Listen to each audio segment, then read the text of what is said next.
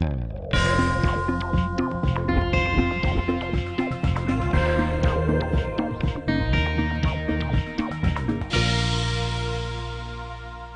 the aftermath of a terrible storm, there is eerie quiet. I drove through a small town that had been hit by a tornado less than an hour before. The roof was completely off one farmhouse, and what looked to have been a barn was a pile of timber and hay. Crises like a tornado, Hurricanes Andrew, Katrina, or Sandy, or the Midwest floods of '93 and 2008 bring out the best and sometimes the worst in people. To be more precise for our lecture today, crises sometimes bring out the worst people. In the eerie quiet after a crisis, what type of influence agent will emerge to offer his aid? Following a series of storms on the East Coast in 2011, Dominic Sadowski and his employees from Precision Builders, a Camden, New Jersey firm, would visit neighbors and knock on doors. They'd go into homes and offer to do free inspections and explain that anything they did would be covered by insurance. Sadowski sold his services by presenting himself as a hero, there to save the day.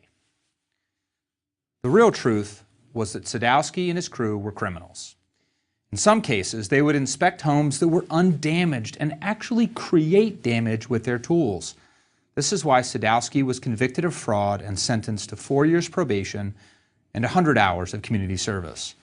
In other similar cases, contractors offer great deals, take deposit money, and then disappear, never to return. Following Hurricanes Rita and Katrina, researchers at Louisiana State University estimated that over 9,000 households were subject to some type of contractor fraud. Contractors like Sadowski are using a very old bag of tricks that we often label the con game. Con games, or confidence games, involve a simple sequence of gaining someone's confidence and then exploiting it for personal gain. The con is deeply ingrained in popular culture with movies like The Music Man, written by Iowa's very own Meredith Willson, starring Robert Preston. The Sting, starring Newman and Redford. Dirty Rotten Scoundrels with Steve Martin and Michael Caine. And Catch Me If You Can with Leonardo DiCaprio. Each movie captures the exploits of a charming criminal or two who get their way with smiles and lies. We have a love-hate relationship with con artists. It's hard not to like the characters played by Preston and DiCaprio. They're protagonists of these movies, aren't they? But in real life, con artists are not heroes. There's something about them that has led them to refine and improve their influence skills and then use them to take advantage of other people. In our last lecture, we talked about the positive characteristics of agents that help them to be persuasive. In this lecture, we'll delve into negative characteristics that lead people to use persuasion to exploit others. We're going to explore what makes someone a con artist and how such a person is different than a skilled ethical persuader. Before we go further, let me preview the key takeaway. Research has confirmed what is now being called the dark triad of personality characteristics. And people with these characteristics are more likely to lie, cheat, and steal from others. In the context of influence, these particular types of people are more likely to have harmful motives and use deceitful methods. Clearly, it's helpful to know more about such people so you don't get lied to, cheated on, and stolen from. But before we talk about the dark triad, I want to tell you another story. In November 2008, Bernie Madoff was on top of the world. Head of a family-run investment business, Bernard L. Madoff Investment Securities, LLC, he had clients all over the world, including movie stars like Keira Sedgwick, Kevin Bacon, former talk show host Larry King, and even former baseball great Sandy Koufax. His firm had pioneered the use of software for stock trading. He later served on the NASDAQ Board of Governors and served on the board of directors for the Securities Industry Association. This was a man who'd been at the center of Wall Street for decades. But on June 29, 2009, Madoff was sentenced to 150 years in prison for running what has become one of the biggest financial frauds in U.S. history. What did Madoff do, and how did he do it? And perhaps most relevant for our purposes in this lecture, why did he do it? It turns out that Madoff was running what has become known as a Ponzi scheme. The scheme is named for a gentleman, Charles Ponzi, who in the 1920s attracted investors with a promised high rate of return, 50%, and propped up that lie by paying his earliest investors with money from the new investors. The scheme worked up until Ponzi ran out of new investors. In his version of the Ponzi scheme, Bernie Madoff falsified investment records so they indicated dramatic returns. In actuality, he was doing what Ponzi did, paying old investors with new investors' money, spending original deposits to fund an extravagant personal lifestyle. At the time of his indictment, Madoff had an investment portfolio that, on paper, and in his account statements to those investors, said was worth $64.8 billion. To put this in perspective, this is larger than the gross domestic product of quite a few countries. A bit less than Ecuador, but more than Luxembourg, for example. So on paper, Madoff was running a small country. But how much real money was in the accounts? According to Irving Picard, the trustee appointed by the court to liquidate the accounts and pay back investors whatever he could, the amount of money invested in Madoff's fund was $36 billion, only a little more than half of what the records said. So as a start, Madoff lied to many people about how much money they actually had in their investment accounts. Now, on top of that, about half of what actually went into the fund was simply gone. That's $18 billion spent on houses, apartments, boats, art, and some other things that Picard could not even trace. Who did Madoff lie to? Whose money did he spend? New York Magazine profiled the victims, and they included famous people like Steven Spielberg and Kevin Bacon, but the list also included regular people who lost their entire life savings. Phyllis Machatsky, for example, worked a long career as a manager and put away money whenever she could, eventually putting it all into the fund run by Madoff. On paper, as she neared retirement, she had $3.8 million. Once the scandal broke, she had nothing. Her whole life savings was gone. Madoff is a great example of someone with a personality that combines charm and influence with a callous disregard for others. Among many different types of personality characteristics, there are three that are particularly central to this type of behavior: Machiavellianism, narcissism, and psychopathy. Researchers refer to these as the dark triad of personality. Each of these three personality traits is somewhat distinct, and as I will note, research suggests that each can lead some people to do harm with their use of influence.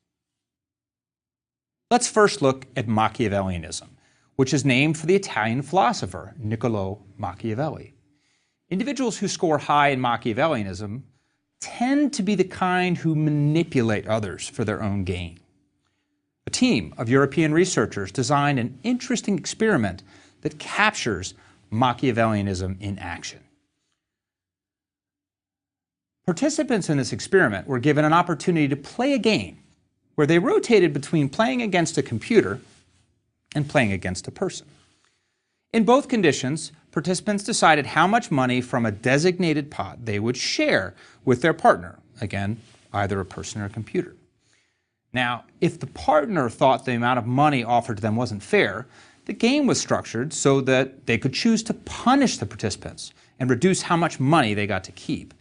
In other words, the partner was given leeway to take revenge if she became angry with how stingy the research participant was being.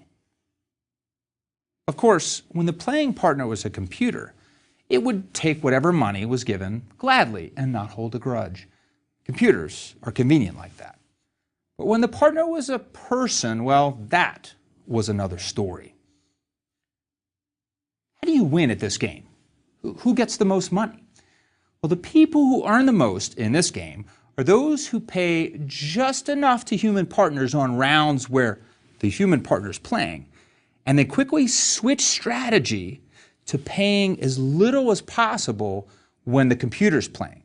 It takes a little thought and strategizing to win big in this game. And can you guess who did best?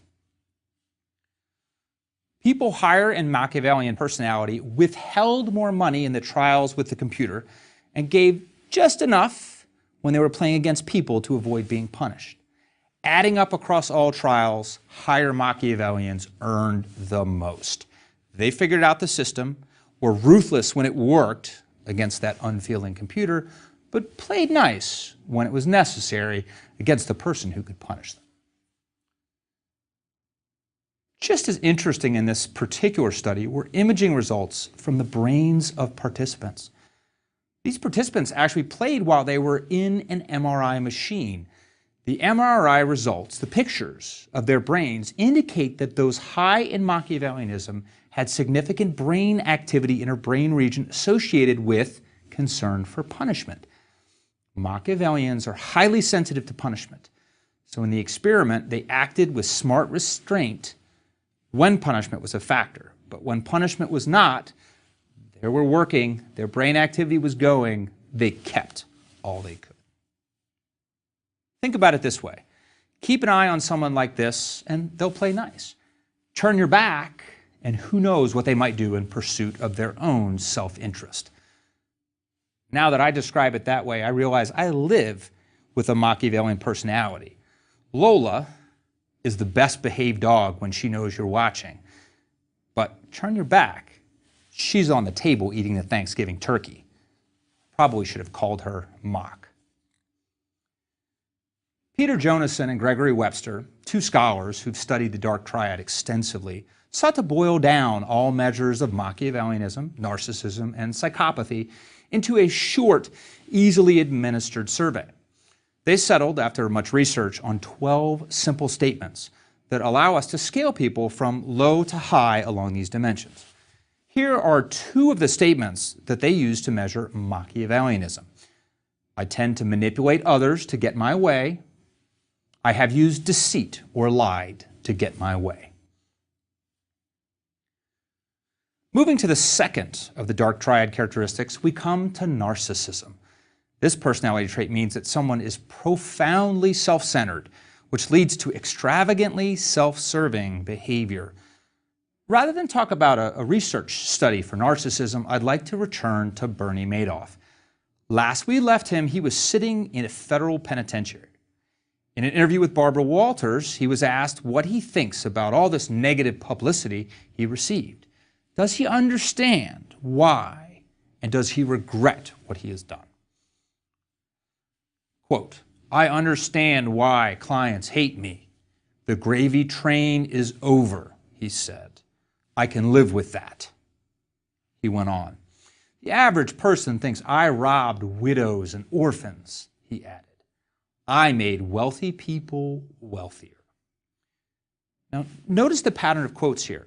Despite his outright lies overall, he excuses it and frames what he did positively. He helped people. One measure of narcissism used in management studies is the number of times an executive uses the first person in speeches. In these quotes from the Walters interview, Madoff uses I frequently. And he also tries to present what he did, the lying, the cheating, the stealing, somehow in a positive light. Remember the truth, though. Madoff only made money for people who were smart enough to withdraw their money in time. In other words, if they were Machiavellian and didn't trust him, they probably made money with him. But then Madoff left many people holding nothing. So who benefited from this gravy train that Madoff created? Bernie Madoff, of course. The use of I and unconditional positive self-regard of narcissists overall reminds me of another business leader, Donald Trump. Trump likes to be the center of attention and finds many ways to make that happen, even if they have nothing at all to do with his business dealings. Perhaps most obvious is his habit of naming things after himself. On the first floor of Trump Tower in New York, there's a breakfast place called Trump Cafe. When Trump opened Trump International Hotel and Tower in Chicago, he made sure there was an outstanding outdoor bar. Its name, The Terrace at Trump. Now, while you're there, if you visit, make sure to use your Trump card so you can earn points toward further Trump attaché services. Jonason and Webster, who built that dark triad survey, used the following two statements to measure narcissism. I tend to want others to admire me. I tend to want others to pay attention to me. The third and final of the dark triad characteristics is psychopathy. Psychopathy is present when someone has little concern for others and their welfare. When we hear this word, though, we often imagine a serial killer, knife in hand, sneaking up on an unsuspecting victim. The reality is far less dramatic. Most people who display signs of psychopathy are not violent, and very few ever commit violent crime. The more accurate depiction of the psychopath is the rare individual who's not particularly concerned about the feelings or welfare of others. This lack of empathy means that those individuals have fewer constraints on their behavior, so they're more likely to end up doing mean or hurtful things. This particular trait has been studied in detail by Professor Robert Hare, who developed a clinical checklist that's commonly used to diagnose psychopathy. I should note, by the way, that the term psychopathy is not recognized by psychiatrists, who prefer the term antisocial personality disorder. But in social and organizational psychology, the term psychopathy is very much part of the research vocabulary. While we're clearing up details, I should note that Hare conceptualizes psychopathy to include narcissism, but this is really a matter of how one prefers to slice the pie of dysfunctional personalities. More often, when someone displays one, they display the others, the whole pie as well. In a 2011 book about Hare's checklist called The Psychopath Test, author John Ronson describes his journey to Florida, where he meets Al Dunlap, the former CEO of Sunbeam. Ronson was interested to explore whether Dunlap met the criteria on Hare's checklist of a psychopathic personality. Upon arriving at the home, Ronson looked around, and he noted that Dunlap had a particular theme to his decorating. Dunlap's home was adorned with statues and paintings of lions and eagles and all types of predators. In an interview with Ronson, Dunlap explains that he believes in carnivores. His record at Sunbeam, which involved a series of ruthless decisions to fire people, leading to the nickname Chainsaw Al, seems to support the idea that he likes carnivores. Dunlap, for the record, also engaged in shady accounting practices that artificially boosted Sunbeam's stock price. Although Dunlap fit many of the characteristics on Hare's checklist, he didn't fit all of them. And he certainly denies being a psychopath because, he says, he does feel sadness and remorse, such as when his dog died when he was a kid. Although, if you listen carefully to his interview, as described by Ronson, it's easy to wonder just how much remorse he feels. Certainly, Dunlap continues to feel justified in making ruthless and sometimes unethical decisions in the context of helping Sunbeam return to profitability.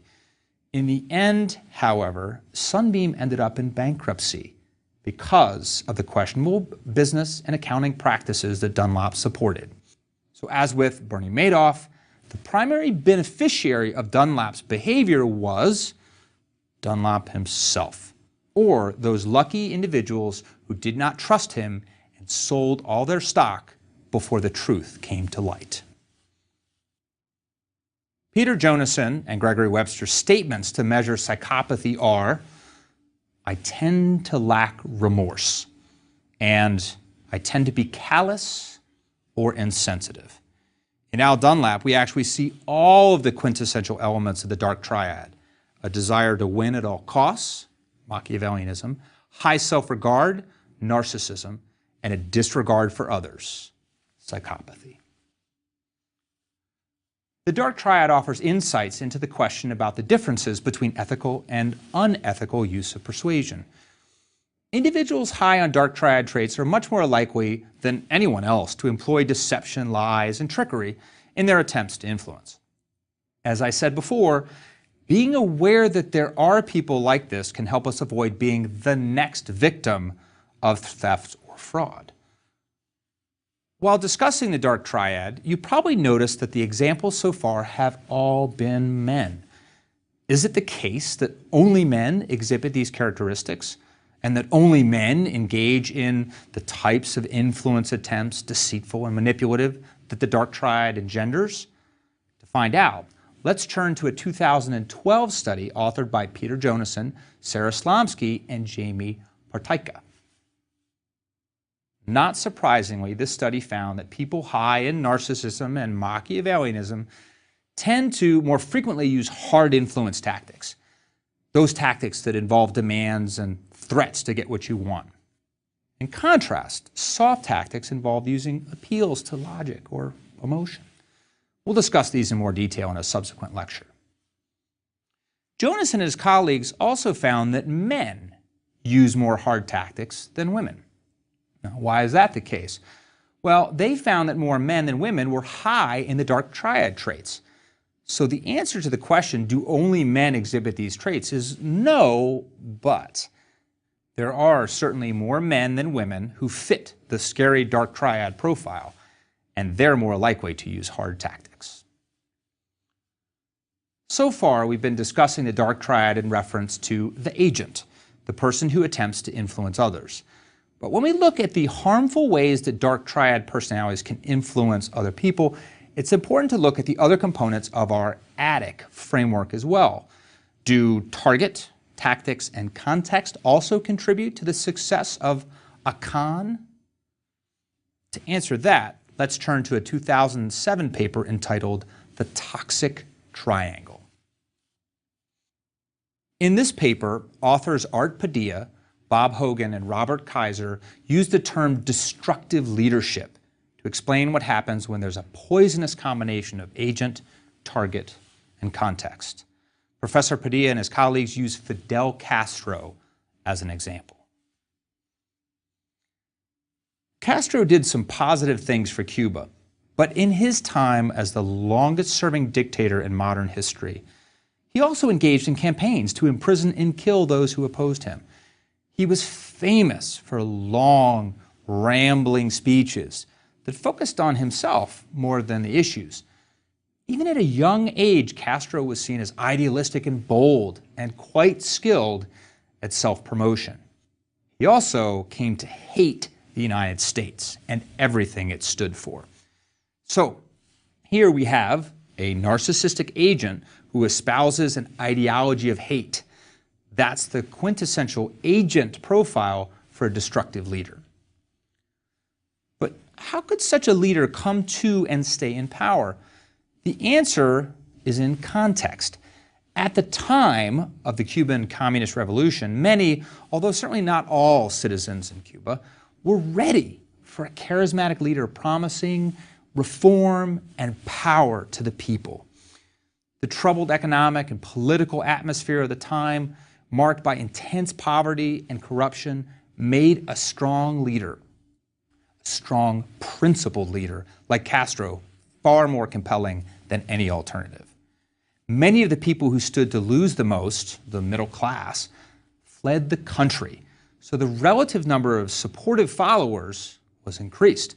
So both the target and the context were conducive to Castro's emergence as a powerful leader. While it is not at all clear whether, historically, Castro's rise could have been avoided, it's useful to consider that certain targets of influence and certain contexts favor bold, risk-taking, and potentially destructive leaders. Awareness of this fact may be useful in helping opponents rally support against such leaders. preventing them from using influence tactics to gain too much power, which they will be likely to abuse. As we wrap up this lecture, it's worth reminding ourselves that the world is not often as black and white as we might like it to be. The dark triad exists along a continuum, as does the ethicality of any particular influence effort. Certainly we can agree that using your likability to influence voters to endorse a traffic intersection redesign that saves lives is good. And surely we agree that using blatant lies drawn from a Machiavellian desire to cheat is bad. But what about the sales pitch that involves no overt lie? Just an omission of some detail to help structure the most compelling argument and get the sale. I recently bought a piece of technology that has 3 features I like, and I actually told the sales rep about each of them and why I wanted them. Now, the sales rep knew me, and he knew what other technology I owned, and he knew that one of those features would not work with my technology setup, but he failed to mention that fact. I learned it for myself less than an hour later. And here we enter the gray between the black and white. The salesperson's omission helped get that sale, but it has reduced my trust in him and in that store. As we get further into the course, I'm not going to dig into the philosophical issues that would help us explore the boundaries between good and bad, but I will take a particular stance as it relates to influence and ethics. I believe there is a line between the effective ethical persuader and the con man. The con man's influence efforts are characterized by 2 things: malice and misinformation. This captures both motive, desire to win at others' expense, and method, an outcome pursued at any cost. The ethical persuader will have both a socially beneficial motive and an ethical approach that involves accurate information. She will strive to accomplish goals that benefit more than just herself and do so in a way that's honest. Some of the tools that she uses may in other ways look the same as the con man. But the difference in motive and the willingness to use accurate information must be present for influence to be ethical. Another important difference between an ethical persuader and a con artist is their perspective. Con artists focus on the here and now, and they'll use any tactic at their disposal to get their way right away. Ethical persuaders take the long view. They work to develop trusting relationships that set the stage for later influence. In this lecture, we've explored the dark side of influence. We've seen that agents who have narcissistic, Machiavellian, and psychopathic personality traits are likely to influence others in ways that involve lying, cheating, and stealing. But if we know these people are out there, how can we avoid becoming a victim? It's quite difficult to detect these people because some of them can be very charming. But I will offer 2 tips. First, don't believe someone who offers you something that is too good to be true. Money for nothing. A product substantially better than all of the competitors, but somehow cheaper. A magical service that does absolutely everything you need. These are things you should be suspicious of. Well, I don't want you to be on the lookout and distrusting all the time. It is useful to practice skepticism. You can practice being a skeptic by looking for suspicious claims in newspapers, television, and websites. One common one is the claim by nutritional supplements to prevent disease. Most of these claims have not been independently verified by scientists, and the U.S. Food and Drug Administration does not heavily regulate it, at least for now, ads for nutritional supplements. We all want to believe that a single small pill once a day will prevent a heart attack or cure arthritis. But it's just not likely to be true, given the variety of factors that influence these health conditions. Talk to a few people and look for evidence elsewhere before buying. The second thing you can try is this. adopt the advice contained in a Russian proverb: trust, but verify. In negotiations with the Soviet Union in the 1980s, Ronald Reagan used this phrase frequently and publicly. It's also advice that is often followed by investigative reporters seeking to get to the bottom of a great story. I caution against overusing this as an approach to life because it'll make you unhappy if you're thinking everyone's out to get you. But the next time someone you don't know tries to gain your confidence, maybe to get your money, double check the story. If it's an email, see if you can verify the source and the nature of the email from an independent source. Don't click on any links from any unsolicited emails. If you're interested, because it sounds like a good deal, do an independent online search to see if others have reported that email as a fraud. If it's your investment advisor sending you news, ask for specific transaction records and a full explanation of your gains, not just your losses. Can you verify the numbers you're being shown from a second source? When we hear what we want to hear, it's easy to not be critical, but often, as in the case of Bernie Madoff's clients, that's exactly when we need to be.